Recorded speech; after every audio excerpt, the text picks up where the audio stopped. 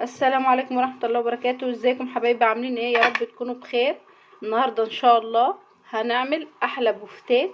شرايح اللحمة ده نص كيلو، تقطع شرايح. دي بصلاية مبشورة، خدنا المية بتاعتها.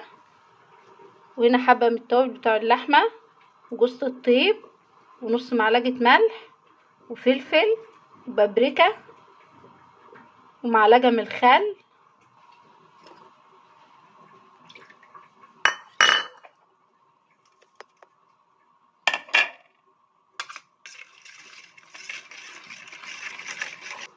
ربع معلقة توم باودر، على سنة من الجنزبيل عشان تدينا طعم احلى.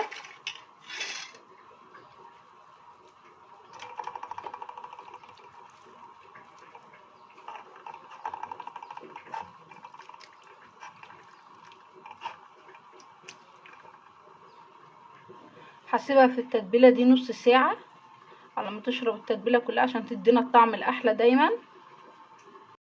معايا حله فيها معلقه من السمنه، حبه زيت. هنعمل احلى كيس مكرونه جنب البانيه.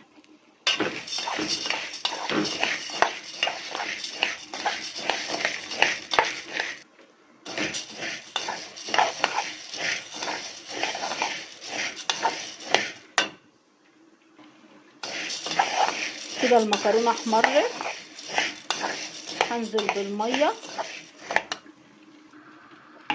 كده نزلت بالميه، احط ملح ومكعبايه.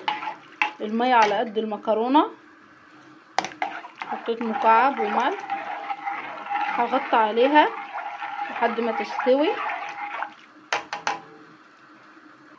كده بعد ما سبتها في التتبيله نص ساعه، معايا بيضه وبجدار.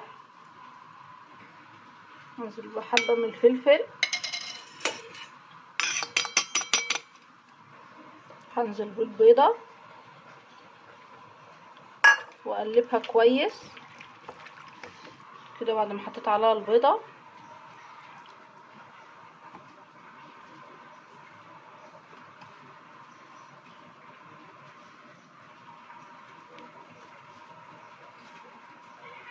هعمل الكميه كلها واوريها لكم في الاخر. كده بعد ما خلصت الكميه كلها، هدخلها الفريزر نص ساعه. كده بعد ما سبتها في الفريزر نص ساعه، نبتدي نحمرها. معايا صينيه فيها زيت،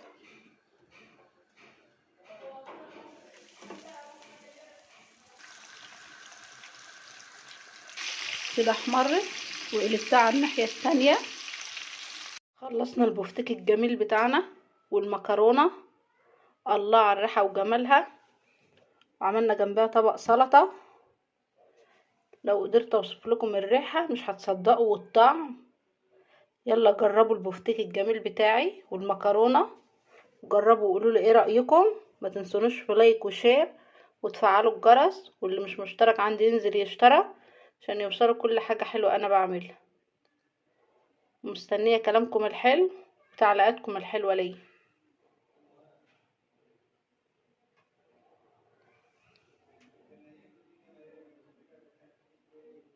مع السلامه.